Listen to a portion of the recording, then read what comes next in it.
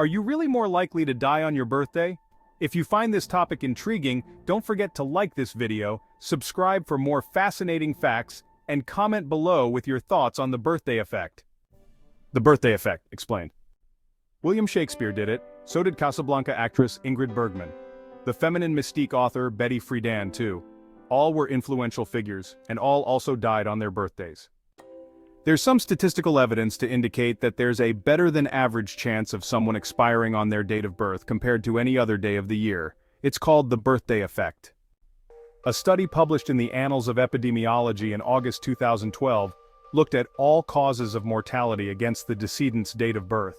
At first, the data was intended to examine the theory of death postponement, in which an ailing individual might somehow delay the inevitable so they could enjoy another birthday. Instead, researchers found the opposite. In looking at the mortality data of nearly 2.4 million Swiss people aged 1 year old and up from 1969 to 2008, they discovered there was a 13.8% increase in the potential for death on someone's birthday. For people 60 and over, the increase jumped to 18%. One obvious conclusion is that the deceased may have died by suicide, which is believed to occur more frequently during holidays, birthdays, and other milestones.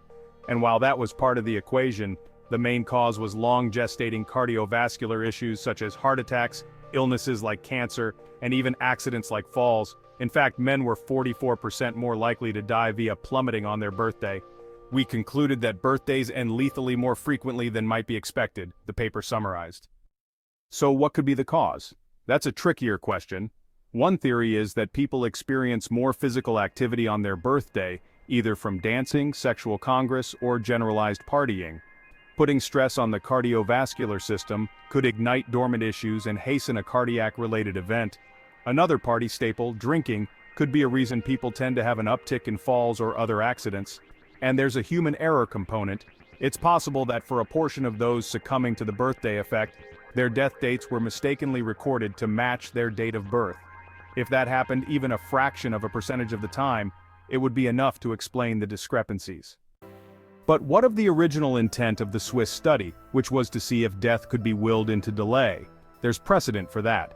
In 1978, a new Australian tax law abolished inheritance taxes for anyone expiring after July 1, 1979. The statistics of death in the country for that last taxable week of living and the tax-free week following were significant.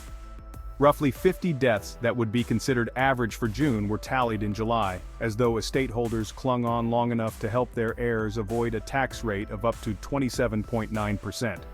And in 2000, the New York Times observed that the number of deaths in New York City was 50.8% higher the first week of 2000 compared to the first week in 1999.